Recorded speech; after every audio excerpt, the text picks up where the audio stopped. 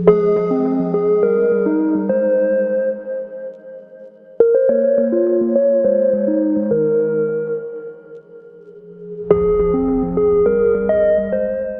now like to take this opportunity to extend a very warm welcome to all of you present here. Greetings. I am Vanshika Mithani, the co-president of the Public Speaking and Debating Society of HR College of Commerce and Economics. I would like to take the opportunity to extend a very warm welcome to everyone present here on behalf of the entire committee of PSDS HR College. Welcome to the webinar on the art of formal communication, your lifetime membership to the Success Club by none other than the highly revered Mr. Himanshu Dev as our esteemed speaker. So thank you all for joining us on board, and we have a very enriching session in store for you. And we're looking forward to hosting you for the same. I would now like to take this opportunity to welcome our backbone, the support system, and our constant source of inspiration, our teacher in charge, Ms. Geeta Sahu ma'am, to, I like to call her upon to take it forward. Ma'am, please. Thank you, Vanshika. And it is indeed my pleasure to formally introduce Mr. Himanshu Dev. Mr. Himanshu Dev holds a master's degree in international studies with national honor from NCSU on a full scholarship after scoring a whooping 800 on 800 GRE Quant score. He serves as a director, mentor, and consultant at various organizations across the world. He holds credit for expanding and enhancing the Princeton Review services and having given hundreds of presentations to thousands of students across the world who have now secured admissions to prestigious institutes like Harvard, Oxford, Cambridge, Warwick, Columbia, and also to IITs and IIMs. His unique and holistic approach to counseling culminated in him to become the keynote speaker and a higher education and career expert with an experience in the USA, Middle East, and India. His distinctions were recognized by the government of UAE, who invited Mr. Dev for the assessment of Ministry of Higher Education. With best life for most as his motto, he writes and speaks on a variety of educational, social, and international topics. Mr. Himanshu Dev, it's an absolute pleasure to have you on board. And now, without much ado, the platform is all yours and the students are waiting to listen to you. Welcome, sir. Thank you all for being here. Thank you, Vanshika and the team of the society to organize this. Thank you, Geeta ma'am, for representing the faculty support and the leadership here. As we can't interact much like this, so my first call to you all as we begin the interaction and presentation would be that feel free to chit chat, feel free to interact all through the presentation, because I don't want it to be a presentation just, because ultimately the first key to failure of communication is one-way communication. So when I'm doing a talk on communication and trying to give you keys for success, I wouldn't want communication to be one way. So feel free to use the chat button, and wherever the support team can help us, we would be happy to make our interaction better. So I would like to share the screen and begin the discussion, and maybe to keep the, communication proper or smooth, I would request that as I try to finish the slide, you feel free to interact, and let's take it forward that way. The art of formal communication, and each and every word here has a deep meaning to it and a changing meaning to it. The art of formal communication, even if we talk about just this title, it will take me 1 hour, 2 hours, 3 hours to discuss, because what is art? What is formal? what is communication? So without going much into the philosophy of it, we switch to the practical side of it, which we call success. So the art of formal communication, your lifetime membership to the Success Club. And of course, we'll touch on it as we go through.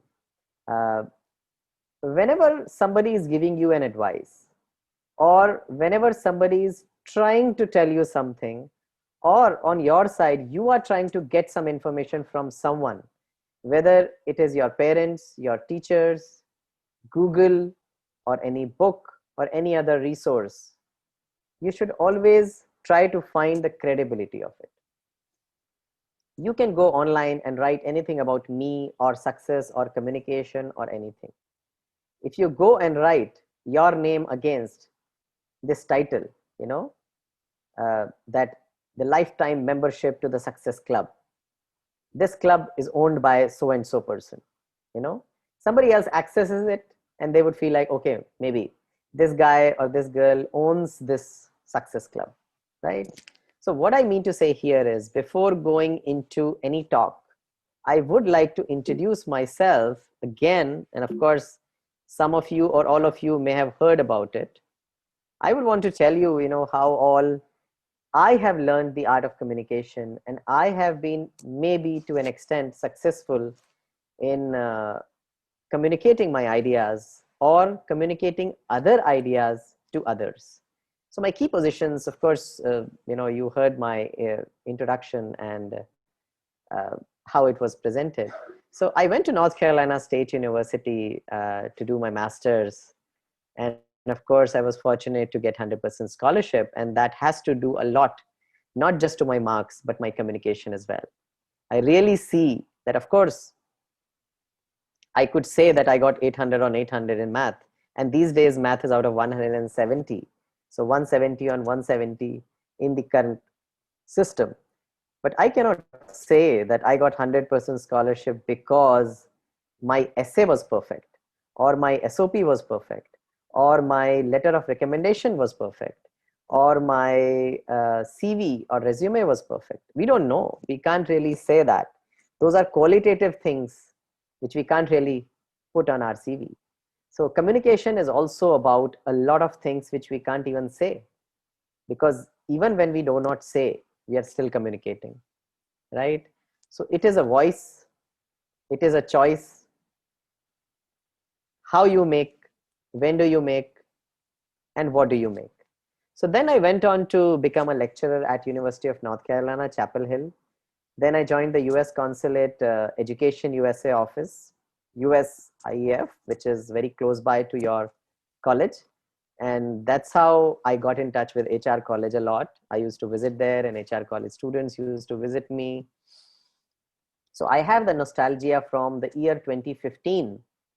So from 2010 to 15, I was so much in touch with the HR College and other colleges around, the engineering colleges and the commerce colleges, the art institutions from north to south, in Mumbai, in outside. So those were my years, 2010 to 15. And after that, I moved to Dubai. So I was invited by the UAE government to assist the Ministry of Higher Education. And I led the Middle East and Western India regions for Princeton Review in admissions. So at that time, I learned the corporate communication a lot. So one side, I was a student, so I understood the academic communication. Then I went on to work for the government offices. So I was fortunate to communicate with some of my communication, I would put it that way. Some of my communication even reached, Ms. Hillary Clinton, who was the Secretary of State at that time. And of course, we communicated with other governments and Indian offices.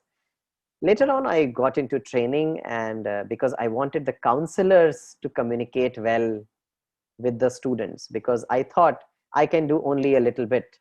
I can't advise each and every student. So I wanted to train a lot of counselors. So I joined IC3 and was the founding in charge of IC3 Institute, where we were training the counselors. And then to make the best of my communication, I went entrepreneurial, and since September 2019. So I'm a novice entrepreneur in that sense and trying to do everything out of it.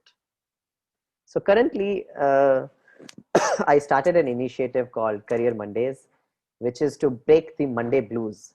So a student when doesn't want to go to school on Monday, or an employee or a worker who doesn't want to go to office on Monday. So how do we create those Mondays beautiful for them? So that's the initiative. And then I'm a career advisor at South Asia IB Schools Association, CII, Global Goodwill Ambassador, some school networks like Podar and Singhania and Singapore Education Network, then few youth networks like Youth Startup Network, Push THR and Total Solutions Group, and then various universities. I work with over 500 universities, and then various governments as well, which I'm not naming them here. So going into our discussion, the first point which I would want to make is every communication, whether it is written or it is spoken, which we call verbal, or we call non-verbal, whatever the communication you do, if you want to just take away 4 words from me and don't remember my name, I would want you to remember, and of course, most of you would know the brand called Puma or Puma, as you may say. PUDA is the acronym which you can remember. Any communication you make, let it follow this DNA test. Is it personal? Is it unique? Is it detailed? Is it authentic? If you are answering all 4, yes, it is personal. Personal here, I do not mean to say that you have to communicate things personally. Personal means it belongs to you. You know, let's say Himanshu is communicating something, or Vanshika is communicating something, or Geeta is communicating something. Does that belong to me? Am I making a unique communication? Am I making a personal communication, means which I can own? Am I managing the details as it should be? And the final thing is it authentic? If it can be verified, let's say I say that I am the best career and college counselor. It may be unique. No, a lot of people say that. Is it detailed? Not really, because I haven't given any details. What make me the best career and college counselor? Is it authentic? Maybe, maybe not. Is it personal? So I keep exploring. Is my communication complete? But then these are the 4 words. So whatever keywords you use for communication, you would be able to pass the test if it is personal, unique, detailed, authentic, right? So if you want to end the talk here, this is enough for me, because I would want you to understand this and take this further. Make every communication PUDA, right?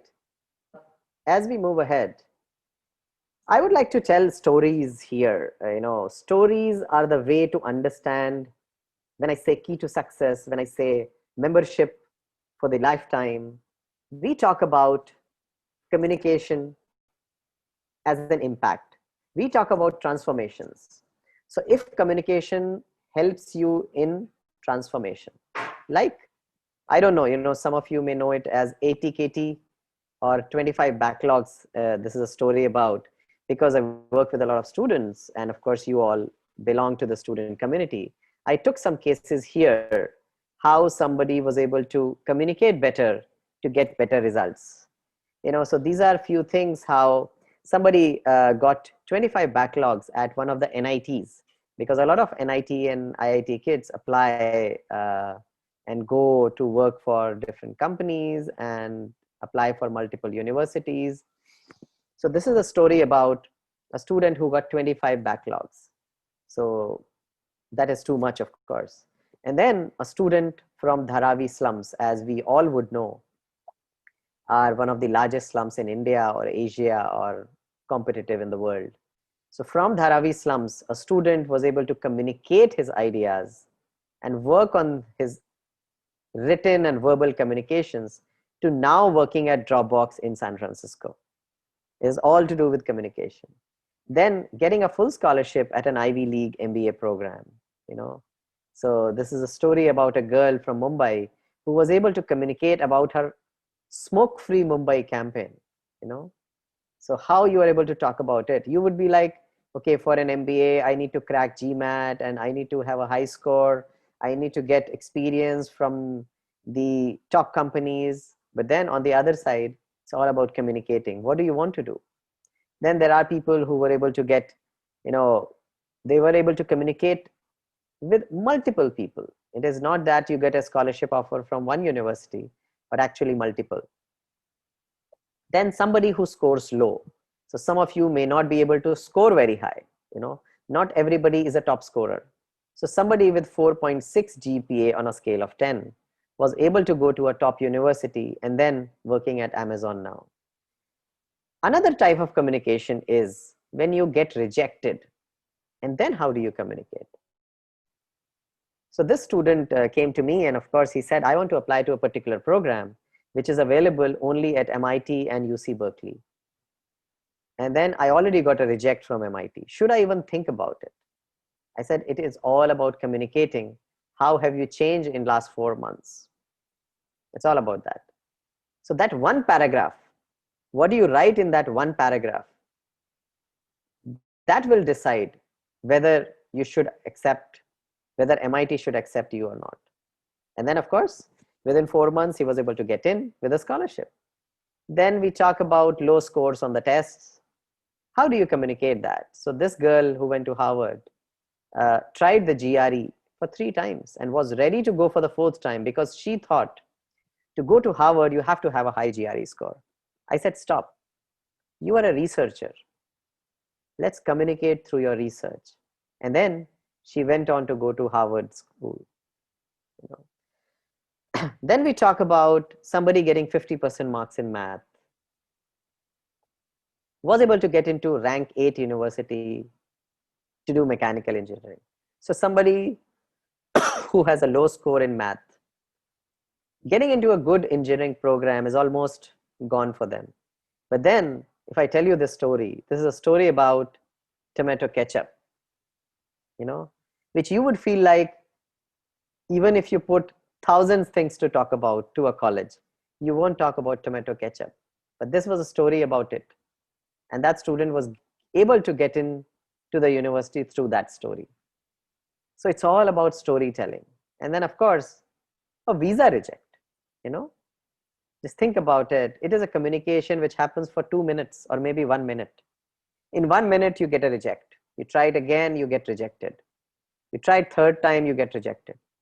4th time, again, you get 1 minute or 1.5 minutes, and you are getting a chance because you already failed 3 times. What is the possibility that you will be able to clear that into success? Very rare. But then how do you do it? You don't do it by adding a different document. People say that, you know, my visa got rejected because my documents were missing or my financial documents were incomplete. No, it is all about communication. So whether from that first story or to the final story here, it is all about communication. So I leave it to you all, and I will keep an eye on the chat button. I would like to tell maybe a couple of stories from here. So which 2 stories would you want to listen? I would be happy to tell you that. So you can go on chat and tell me which story should I cover. So I could have caused, told the club to take a poll here because Zoom allows us to take a poll. But then just going on the readings, I would take up 2 stories here. So 25 backlog story and 3 times low GRE to Harvard. And then if we get time, we will go to the tomato ketchup story and the 3 times visa reject story. Okay, in this order, right? So all good? Yes. Okay, good. Thank you. Okay, so let's start with the 25 backlogs at one of the NIT story and going to BMW in Germany. So a lot of you may not directly relate to it because this is a mechanical engineer, but then I don't know what you call. So backlogs, some institutes call it ATKT, means allowed to keep term. And I don't know what do we call, and I don't know whether students fail a semester or fail a subject at HR or not. I don't know. But in engineering colleges, it's a very common term. A lot of people do. So 25 backlog. So if any of you can tell me, what do you call it? And do people, when you fail a subject and you drag that to the next semester, what do you call it? ATKT. Yeah, that's what I heard. So allowed to keep term. Yeah. So it's so popular term, ATKT. Okay.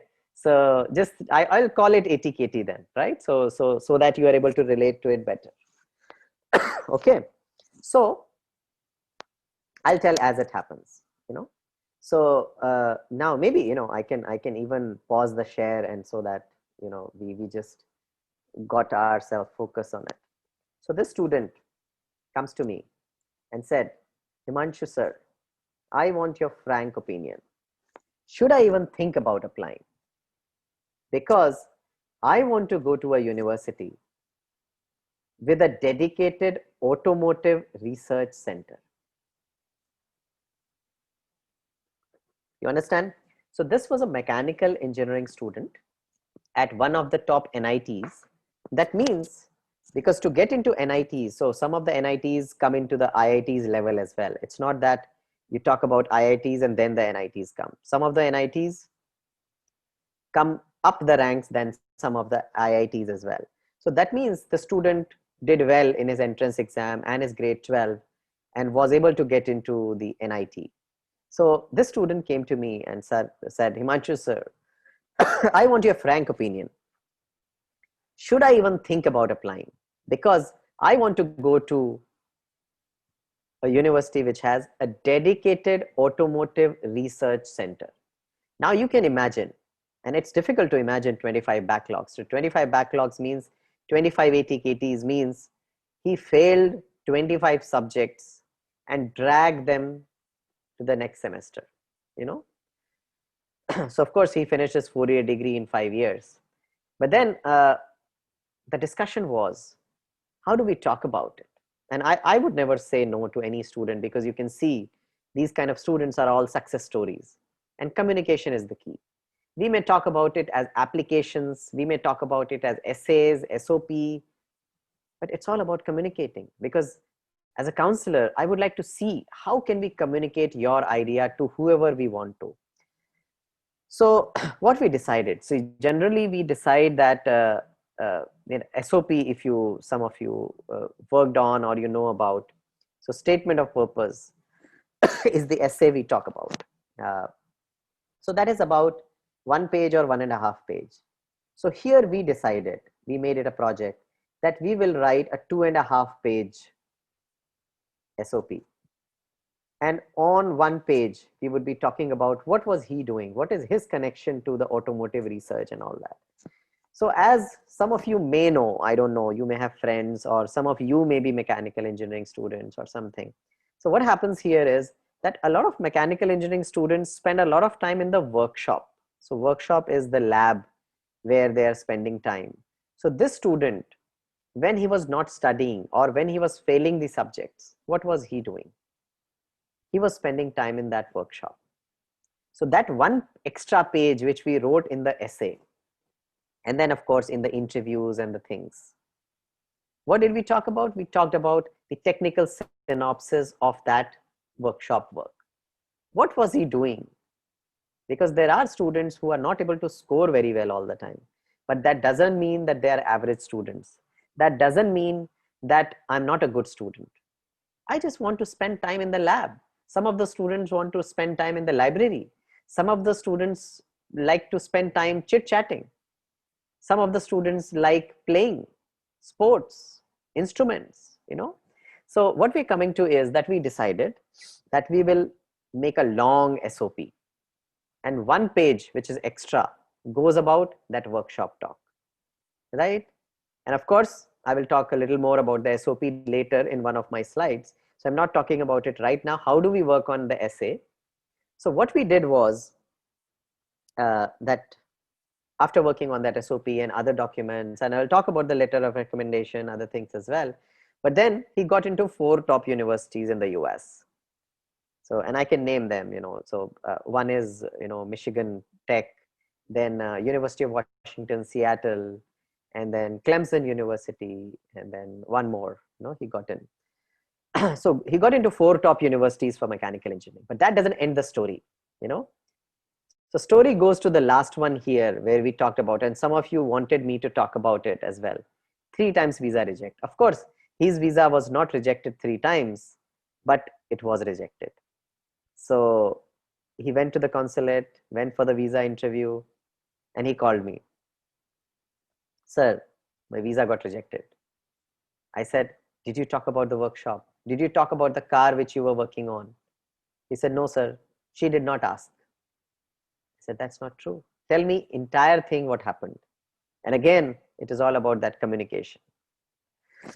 So another lesson which I want to give you on communication comes here. So earlier we talked about the written communication. Now we are talking about the verbal communication, because visa is about that visa interview, which happens within a minute or 2, right? So what happened there? So I asked him what went wrong, what all happened. So what happened here was that the visa officer asked that question which will hurt him the most.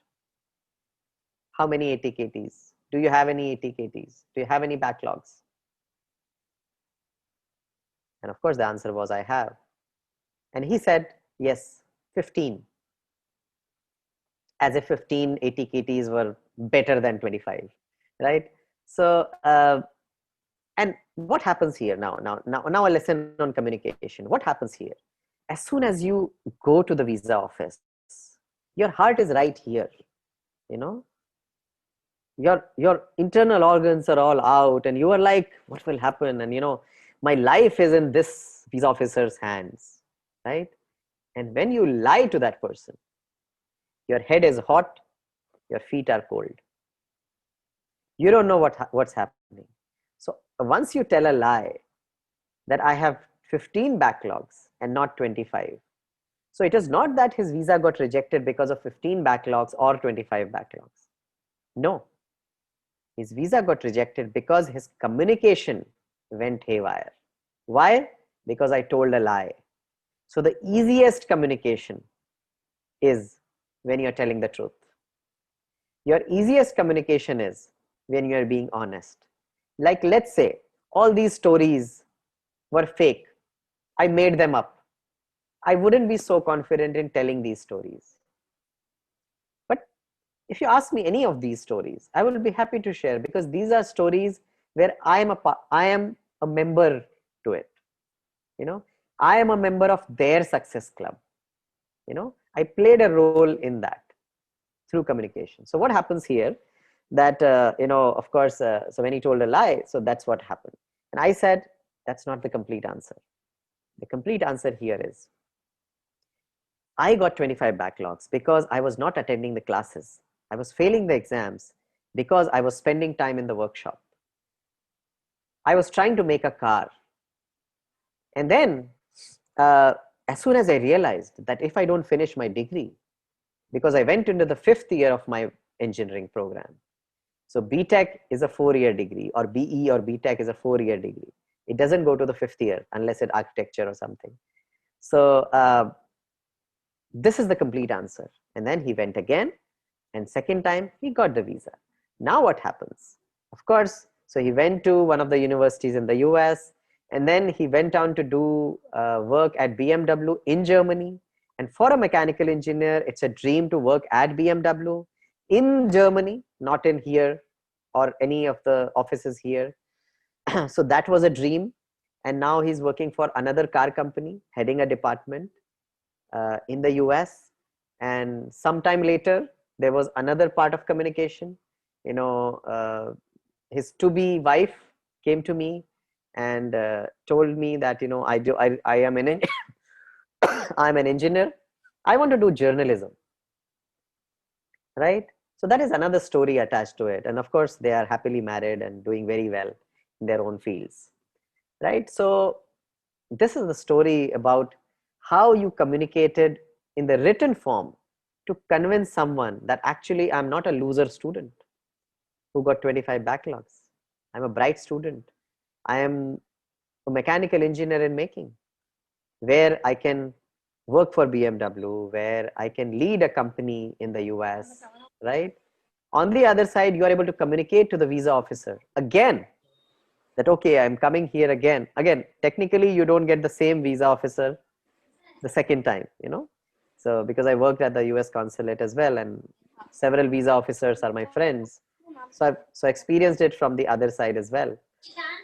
So what happens here is that you communicate to rectify your verbal communication as well, right? Now I go to this second option of story, which is 3 times low GRE to Harvard. And of course, most of you are attracted to the word called Harvard. Let me just have a look at the chat. How is it going? Okay.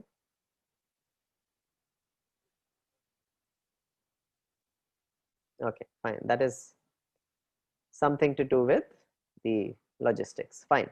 So coming back to the second story. So this story here, the 3 times low GRE to Harvard, right? Now, what happens with this? And I will tell the story as it goes.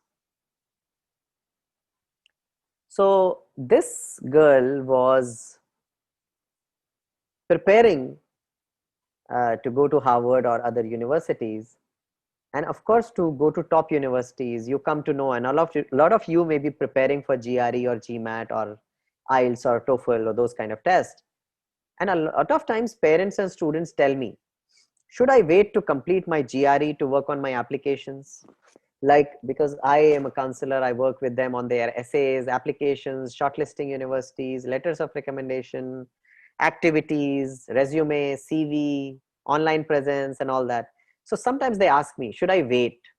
You know, should I wait to complete my GRE or SAT or any of those tests? I tell them, no, you know, you need to work on your strategy from now. So this was a girl who tried to take GRE. So GRE is out of 340 these days. When I took it was 800, 800.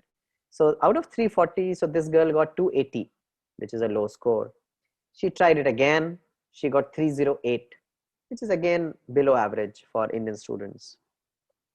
Then again she tried, it fell, you know, to 305 or 3 or something.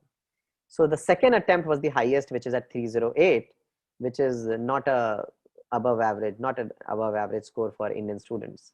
So, and of course, nothing of that sort goes to Harvard. But then I said, just stop. You are a researcher. We need to showcase your research potential. You've already wasted or invested a lot of time in preparing for GRE. Let's focus on your research idea. And she was a student of biotechnology at one of the BITS Pilani campuses. So from there, she was trying to apply to immunology programs. So what happened there, that I said, you know, let's work on the research front. And then we worked. We worked on that research angle, and we were able to convince the universities like Harvard or even others to get through. On the other side, one point which I would want to talk about it is that her dad used to come for those meetings, and her dad would only say one word, "And Sir Harvard?" And I would say, yes, yes, we'll apply. And then when she got selected to Harvard, I told the dad, you know, you kept us motivated, that and Sir Harvard. So that's what he said, and Sir Harvard, and Sir Harvard. That's it. And then this girl got scholarships and admits to multiple universities. So it's all about that focus on research. Focus on what are you doing. There is always something in your life. It's not about matching your things to something. And that's why I said PUDA, any communication which you create, let it be personal, unique, detailed, authentic. Because it's your story. Having marks is never your story. Let's say you got 90% marks in something. Are those really your marks? No.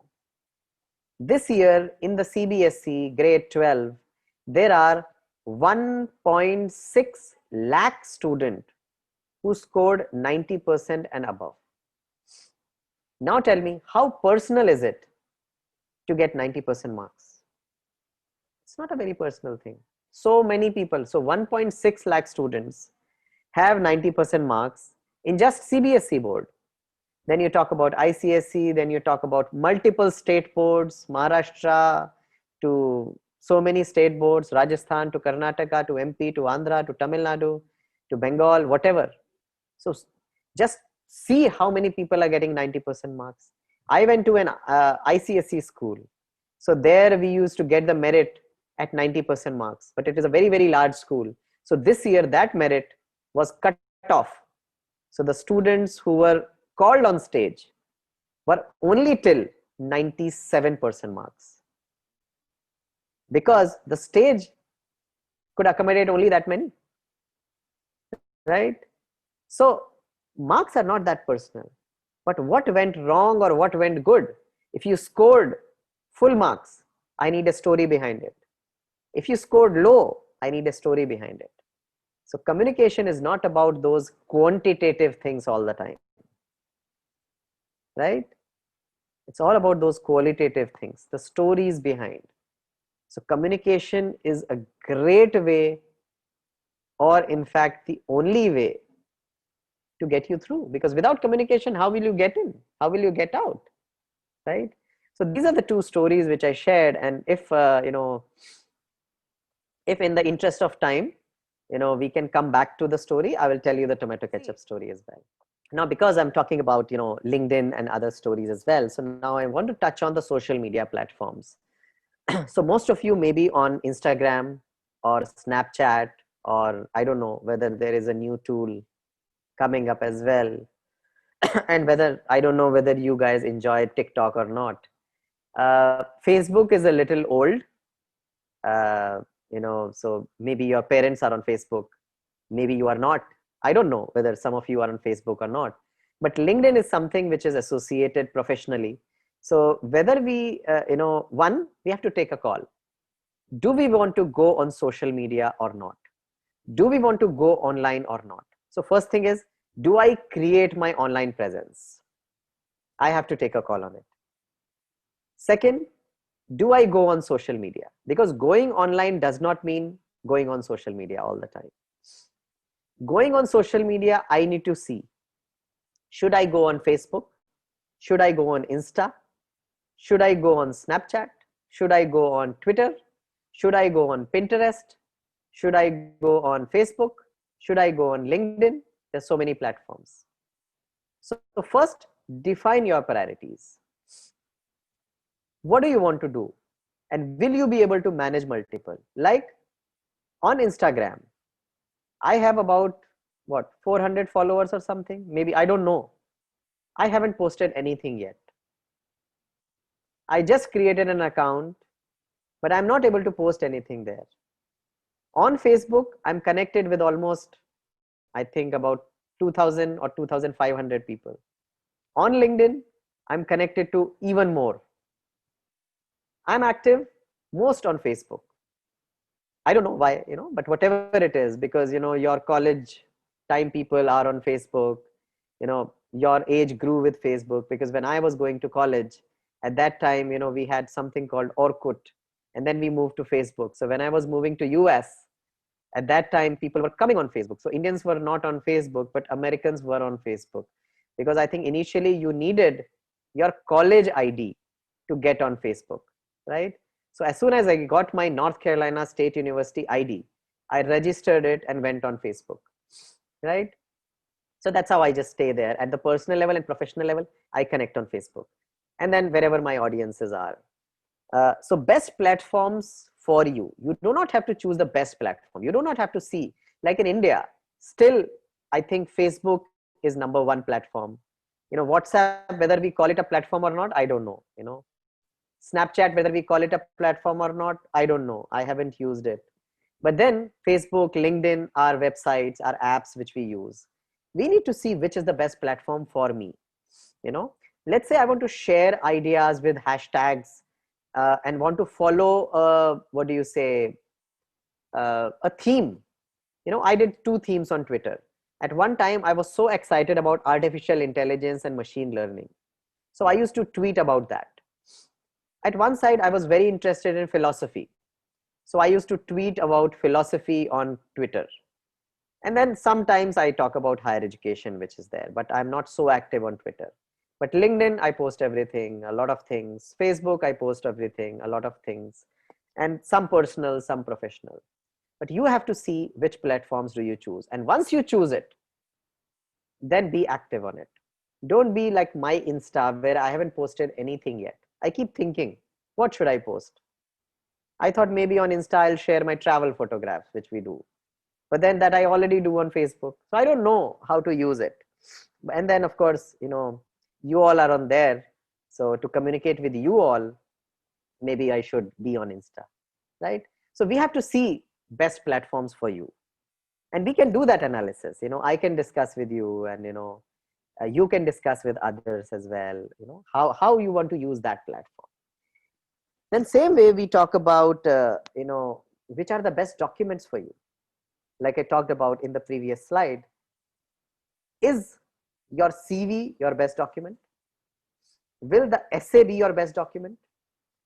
Will your, what you call cover letter, which you write, I'm very fond of cover letters. My cover letters were always so long, each and every job which I applied to, because I was so much about writing SOPs. So my cover letters were all like essays, 1.5 page, which is not how it is supposed to be. The cover letter is generally about 1 line, 2 lines, 4 lines, 1 paragraph, and then a list of documents which you are attaching, right? But then I was all about cover letters. So whether cover letter is your main document, whether a resume is your main document, or you are a school topper, your mark sheet is the main document for you, right? We don't know. Or your online presence. You want to share all your social media logins. Logins means the IDs, right? Where is your audience? You need to understand that. So my marketing guru, if I say, when I was at the US Department of State's Education USA program, gave me this lesson. Be where your audiences are. That's how you have to find. If your audience is on Facebook, you have to go. Like I always feel the itch to connect with students. I have to go on Insta. I think I created that account in 2015 or even earlier than that. It's been 5 years. My God, how can I get an excuse that in 5 years I did not get time to post anything on Insta? But I think I was too strategic on that. I want to have a strategy. I want to understand what do I post, because even Twitter I can't handle much. I'm away from Twitter, I'm away from something, but something which I'm active is Facebook. And that's where I get the audience from, or LinkedIn, that's where I get the audience from. So either you create an audience or you find an audience, right? And then evaluate your chances. Will you be able to, let's say you go say that, a lot of my content is available on Twitter. Find your chances. Will you be able to create a fan following on Twitter? If you are able to do that, maybe not, maybe yes, or maybe you can have a following because of your Insta post. So see where your chances are. Okay. So how do you make the personal choice? One, of course, sometimes we are looking at the number of users. That if I want to communicate, like we are looking for a job, right? Of course, we see that if we are looking at a job, we go on LinkedIn. But maybe yes, maybe not. You may impress people through Twitter because you can send direct messages to some people. And if that person really sees you, because when I was communicating for philosophy and artificial intelligence, I used Twitter. For education, I used LinkedIn. For sponsorships, I used LinkedIn. So I don't know why I spend most time on Facebook. I don't know, right? So number of users may be one reason, but what's behind those number of users, right? And then it doesn't mean like these are just random numbers. 8%, 28%, 78% of what? That doesn't mean anything to you. People will say 78% of the doctors are available on LinkedIn. 28% of the job offers are given by Facebook. 8% of the people who are able to create a fan following, it is all done on Twitter. No way. We don't know all that. That doesn't mean anything. Let it be very personal. You will decide.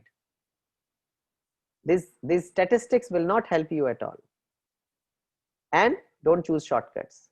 There is significant time which is invested on social media and documentation. Do not use the same thing everywhere. Have strategies. Same thing on the documents and applying for jobs or applying for universities. Why your stories will be bought by someone? Because it is very personal, it is unique, it is detailed, it is authentic. If you're applying for 10 jobs, do not send the same CV, do not send the same cover letter. Even one word change on your resume can make a big difference.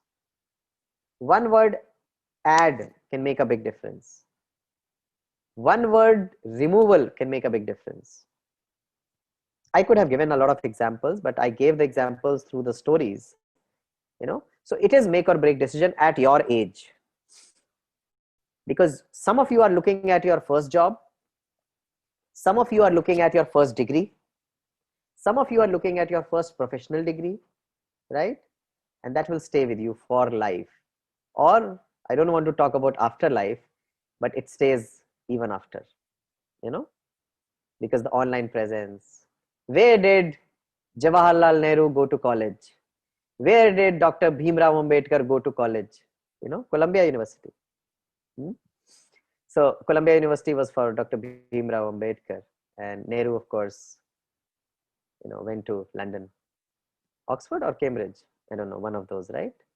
So whatever it is, people remember, that's what you do. Now going to the next things, how do we go about? So this doesn't fit in here, but I think you can see the message. So the CV cannot be very long for you. I have the liberty to have a long CV because I have that many years of experience. For you, it shouldn't be. Like a lot of times when we are applying for a job, my education comes on the second page. Don't do it ever. Most of you will not have that kind of experience that your education goes at the lower end of the first page or on the second page. For most of you, the CV should be of just one page. Unless you have experience of more than 4 or 5 years, I wouldn't recommend going to the second page. So this is a, a joking around on the CV that when did you say left your school? Another cartoon which talks about, where did that go? Yeah, this one. Just read it and give a laugh. So what I mean to say here is that, of course, I tell you to create stories, but I don't mean literally creating the stories, So do not just create a fake resume. Adding activities or adding a story doesn't mean much. It will get caught sometime or the other. There was a student who said once that I want to talk about, some work with an NGO, which she didn't really do. And then of course, she was caught at one end, so don't get into all that. Okay. So now basics of the SOP, statement of purpose. How do you go about? Because of course it is very personal and I will talk, I gave you the stories, but then this is the general format which we can follow, 500 to 1000 words. Start with not a quote by Steve Jobs or Warren Buffett or Nelson Mandela. Do not start with that. But my recommendation is start with you. Again, remember, personal, unique, detailed, authentic. Each and every paragraph, each and every line should clear your DNA test. It should be about you. If you can fit that line to your friend, it's not PUDA enough, right? So introduction should be about you. Then you talk about your background, your history to present, like your past, present. And then you show your technical evolution. Then you show your professional evolution. Then you come to the goals. What are your goals? So goals can be divided into short-term goals and long-term goals. right? STGs and LTGs, I mean short-term goals and long-term goals. And then you talk about why you're applying for this program. So why this university will help you achieve the short-term goals and long-term goals. So this is a basic framework. I would advise you against reading sample SOPs. Do not go online to read sample SOPs. Do not take your seniors SOPs. Do not approach a consultant or agent to give you a sample SOP. Do not do that. I would want you to work on your SOP or your essay from scratch. It may be frustrating, but somebody like me is happy to read your SOP 10 times, 20 times, 30 times. Don't make your job easy. Don't make a counselor's job easy. Work on it. It will take time, but once it develops, you will see the transformations, because even one transformation which I talked about is like a miracle, right? You will look at it and you will be like, oh my God, how is this even possible with 25 backlogs, which is like end of the life, right? So it all happens because of your personal work. Okay. So yeah, I think that brings me to the end. Of course, the stories, and either I can take the chats, or I can tell you the, any other story which you want to talk about. I can open it to questions, and if you want to maybe.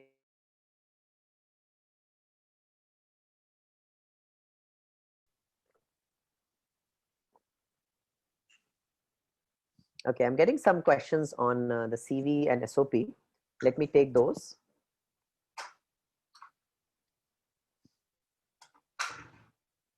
And then if, the organizing team wants me to take up any question, you can prompt me on that. So I'm just going how it goes. Does a research paper or a review paper make a difference to your CV? I mean, does it enhance your CV? Aditya Acharya questions this. Research papers make a difference, but the most difference can be made through your research potential. Research potential. How do you showcase it? Just putting the research paper on your CV doesn't help you. I would say, let's say you did research on online marketing tools. Okay. Now, did you use them? Which tools did you research on? Did you communicate with one of the professors on that? What work reached its impact? So I'm saying the pre and post of that project is very important as well.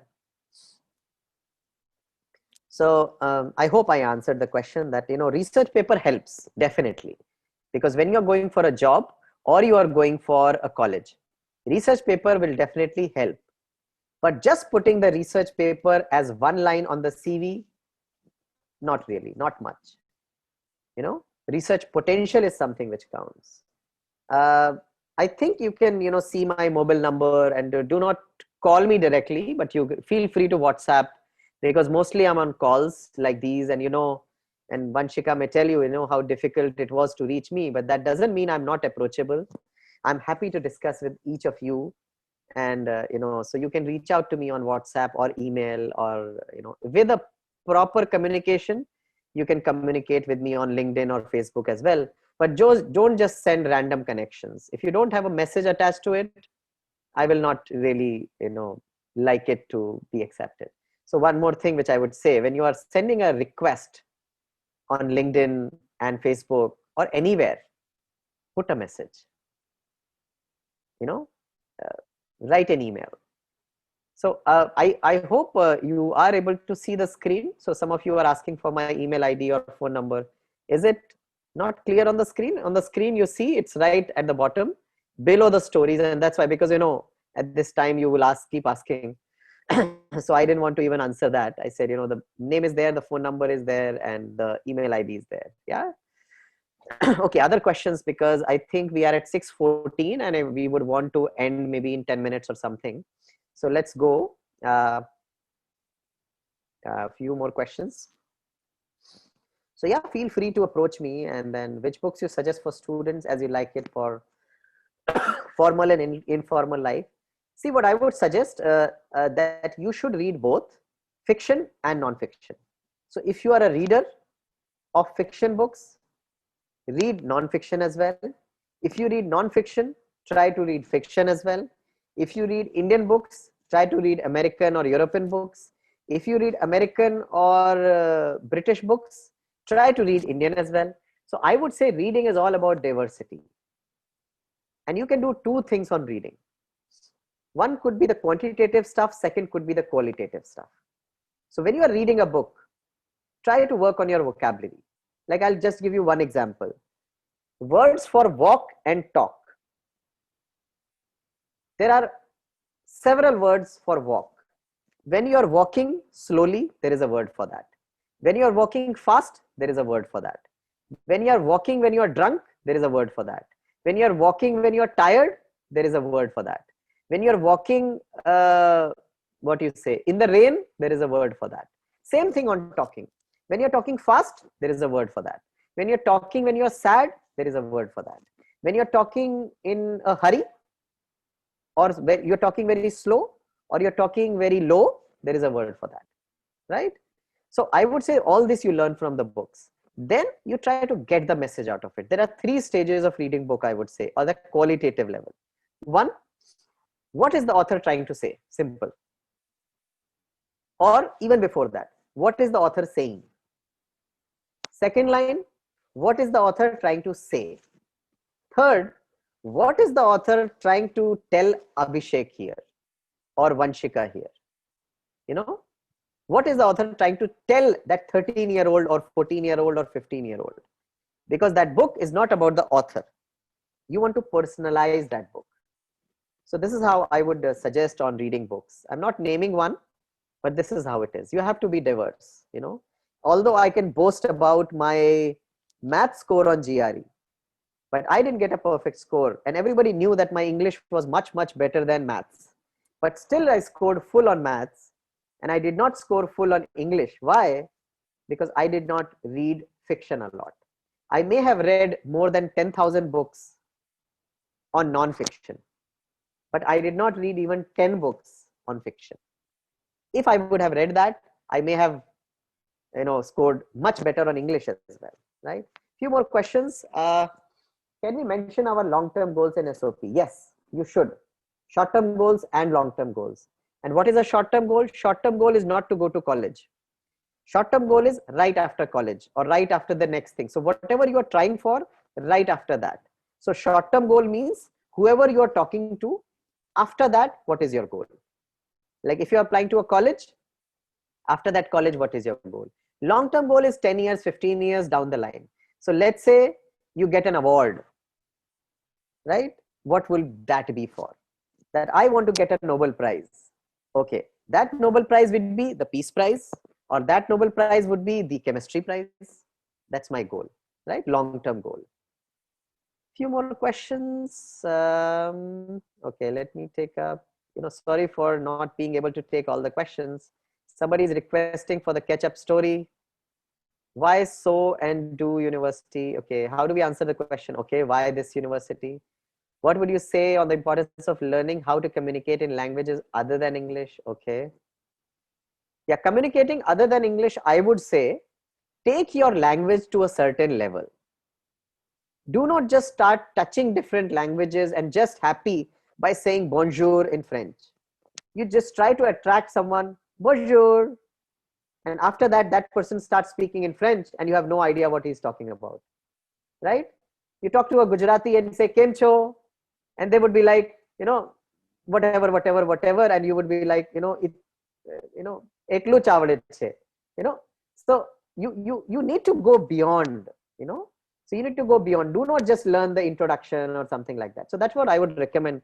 Each and every language which you learn, whether it is, you know, Marathi, Hindi, Gujarati, or Spanish, French, Tamil, or any of the Portuguese, any of the languages, right? Now, I try to speak with people, I become nervous. Okay. So here, you know, to put that nervousness out of it, I would tell you, I can tell my stories, and uh, I used to stammer, you know, I used to be hesitant. I was an introvert. What happens here? We talk about public speaking. I went blank on stage. I went for a speech competition, extempore, and I was like blank, right? And then I have talked to thousands and thousands of people. I've been on TV. I've been, talking in New York to wherever, But then I've seen those situations as well where I'm nervous and, think. One thing to not be nervous is, one, be confident about your content. Talking about this. I'm talking about this. I'm super, super confident. I can say, okay, career and college counseling, there is an Olympic gold medal for it. I can run for it. I'm so confident about this kind of advising on the communication and these stories which I shared. Like I said, that honesty of these stories, each and every story you talk about, I don't fumble on that because I was part of these stories. I give all the credit to these students, but then I was part of it. So that honesty and that confidence in your content, that helps you break that nervous thing. And the other thing is, don't care about everyone. There would always be some people who would want to pull you down. There would always be some people who would, I don't believe in it, but we talk in that sense, may have an evil eye on you. We say nazar lag jayegi or something like that. Whatever. It will always happen. You try to create some things. If you know somebody in the audience, look at that person. Look at that person and speak. And your 2-3 people in the audience, which you know, which you like, which they love you. Look at them only. Don't look at other people who may tease you, right? Something like that. Or sometimes people say, just look at the wall. But you don't graduate from that then. You have to look into the eyes. You have to look into the people. So I would say internally, it has to come from the heart. It has to come from the mind, like the confidence on that. See, like the confidence of a kid, a philosopher, Krishnamurti, Jiddu Krishnamurti talks about something called innocent self-confidence. That is of the kid. So the kid is so confident, talking to the mother, talking to a stranger, but that kid is told, publicly you have to behave. That kid of 4-year-old, 5-year-old, 6-year-old, 7-year-old is told. So when you were 7-year, 8-year, your mom or your dad would tell you, ठीक से रहना, मेहमान आ रहे हैं. Behave in front of the guests. Party में जा रहे हैं, ठीक से रहना. We are told to do that. So public is something which we have to behave for. And when you are on stage, you are public speaking. You are speaking in public. Now, when you have to behave, then maximum you can say is good morning, thank you, sorry. How will you be able to dictate that audience? It's very difficult, right? Because we are told to just shut up, right? We are told the most disciplined person is, like I was, who would sit silently in the class and will talk only to the teacher, right? No talking. It doesn't happen nowadays much, but during our times, it was like finger on your lip. Now, when we are taught to behave in public, and in the classroom, we are taught to put our finger on your lip, how do we learn public speaking, right? So I hope these thoughts will help others as well. So again, when we look at the time, I would randomly take few more questions. Or I leave it to the organizers to maybe choose questions. And I hope if you have taken my contact details, or you can always approach the, the office bearers of the club for my any contact. And my request is, do not call me directly, but messages I will answer, of course. And if the messages are, much clear, it will help me answer that. Don't just send a hi, what will I answer on that? So over to the organizing committee. If you want me to answer 1 or 2 questions, I will answer.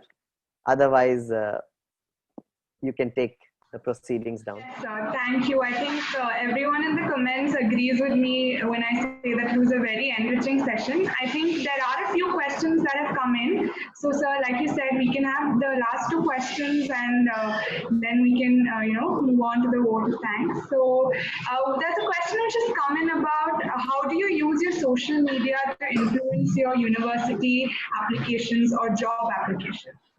Okay. Yeah. So as all of us are on social media and we go to our social media accounts much more than our inboxes or something like that. One, choose the social media where you want to be. Second, make sure that you will be able to attend that social media. Like, I have an example where I do not give a good example. I do not give a good example because I am on Insta, but I haven't posted anything. Sometimes people may tag me there, but then sometimes people would, talk about,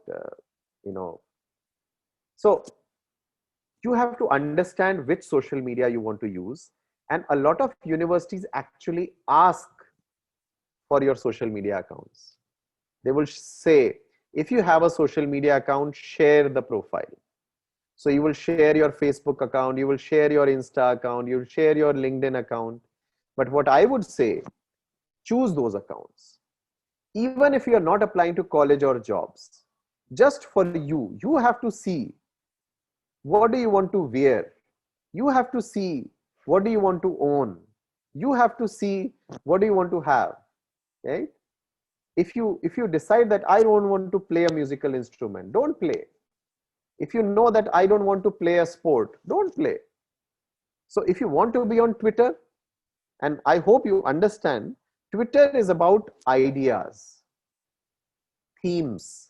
So if you want to follow one idea, like I followed philosophy and artificial intelligence at one time.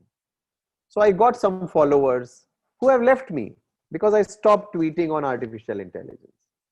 So I would say not tweeting about artificial intelligence because I was done with it. Almost 200 followers left me. Then I was tweeting about philosophy, and then again 200 followers left me. So now I think there are about 250 or something like followers there. But on LinkedIn, I'm connected to thousands. On Facebook, I'm connected to thousands, and I connect on a daily basis. So for me, if I have to share my social media IDs, maybe 2 years ago, I would have shared Twitter. But right now, I will share LinkedIn and Facebook. A lot of times people do not want to share Facebook because Facebook is too personal. And of course, a lot of you, for you, the number one profile is Instagram. Same way happens for the blogs as well. If your blog is not up to date, if you go on a blog, make sure that you post something every 10-15 days. If you say I have a blog, the last post was 2 years ago, then better remove that blog. Okay. So this is how you do, and people go on your social media.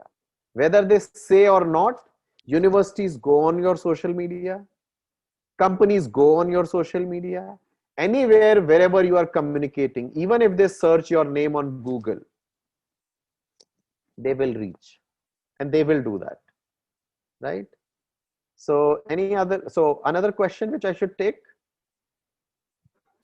Yes, sir. I think we can have our last question for this session. So the people who had put in their questions earlier and it's gone down in the chat box, if you all could put it again and then we could have it answered. Yeah, if somebody really wants an answer, and really wants to get success tomorrow or day after, I would be happy to take it up. So please put in your questions in the chat box and one question that will be answered. One is on. Ashif Ansari has asked, how do we answer why this university? Okay.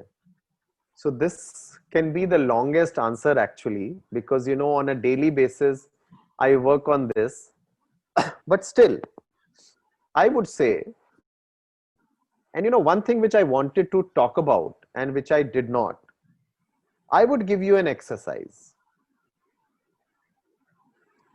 Write 25 things, and that will help answer that goal question as well. How do we get focused on goal? Because yesterday when I was talking to a residential school, they asked me, how can we focus ourselves on goals? So I answered that. So write 25 things which you want to achieve in your life. 25. Even if you take 25 days to write that, write 25 things in your life which you want to achieve. Now, strike off 20 of them. 5 will remain. Those 5 will help you achieve your goals. So you are striking off those 20 and telling your heart and mind that I will not be looking at you 20 unless I achieve these 5. Everybody got it? With that, you will be able to talk about it. So now same things I can apply to this question, why this university? Right? So write 25 things about you. Write 25 things about that particular university. Right? And now try to match at least 5 of them. So you have 25 qualities or 25 things in you, and the university has 25 things there. And again, you are at an appropriate age and you are starting with that age where I can use the word. It has to be a love match. When you love someone, you don't have the reasons. But if that person asks you, but why did you fall in love with me? Why did you talk? So you try to work on, you have so many things. But ultimately with that university, you have to fall in love and let that university fall in love with you. So write those 25 things about you. Write those 25 things about that college. Do not start with the rankings, because rankings may not help you all the time. So why this university means? The example is that I wanted to go to a college where everybody knows me. That's why I'm applying to your college, which has 2,500 students. Because I wanted to go to this. So this is at the, how large or small the college is. I wanted to study in South Bombay. That's why I am applying to HR college. I wanted to go to a college which has the best debate club, because all my life, this is what I have done. I want to go to a college. Vanshika was expecting to say HR college, right? So I want to go to a college which has the best debate club. On the other side, I want to go to a college which has the largest football stadium. So if I apply to Ohio State University, I could talk about, I am attracted because you have one of the largest football stadiums. I want to come to your college which has a private beach. Northwestern University boasts of that we have a private beach. Like that student who talked about, I want to come to you because you have a dedicated automotive research center, right? He doesn't say, I want to come to you because I have 25 backlogs, right? He said, I want to come to you because you have a dedicated automotive research center. And all my engineering program, I have spent time in the workshop. I haven't been to the classes. I have been studying much, right? So these are the reasons which we find.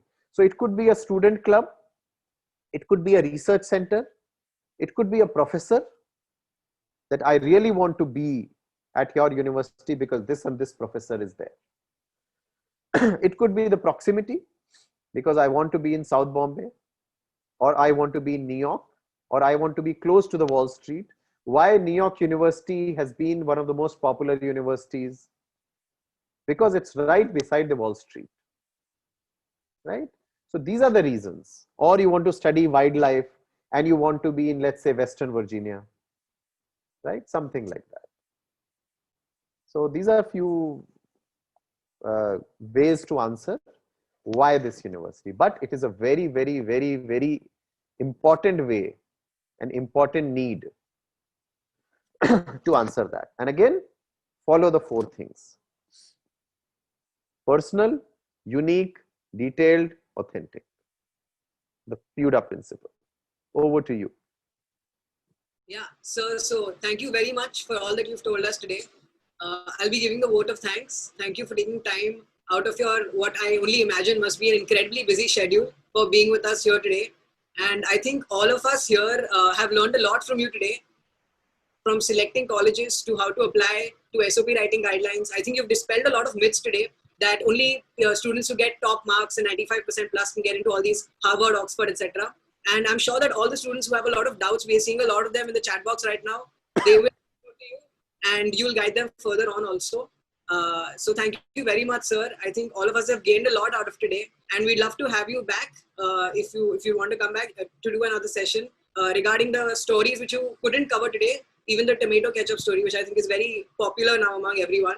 I'd also like to thank our principal in charge, Dr. Pooja Ramchandani ma'am, principal of HR College, and of course our amazing professor in charge, Ms. Geeta Sahu, for making this possible, and the entire team of PSDS. This is our first webinar for the year, and I think because of the COVID situation and because of we're all trying to learn how to use Zoom and all, I think this was a great success. So a very big thank you to the entire team also, and thank you very much, sir. So thanks a lot, all of you, and very well organized, and all the best to you all, and keep doing well. And of course, I would love to keep coming back again and again, each and every student out here. If I can play a little role in any of your successes, or to help you out with my experiences, because experience is something which I can share, nothing else, So I would be happy to, and feel free to reach out anytime for anything. All the best. Do well. Keep doing well. Thank you, sir. And I think Manushree has very well covered it all. And I once again take this opportunity to tell you, even the feedback that we're getting on our personal chats right now, they're all being really positive and in favor of, how well you conducted this session. So thank you. Thanks a lot. All the best, Vanshika. Always for you all, feel free to reach out for anything at your own level, for the club, and for anything, just see me as your friend for life, and I'll be happy to contribute to your successes. All the best.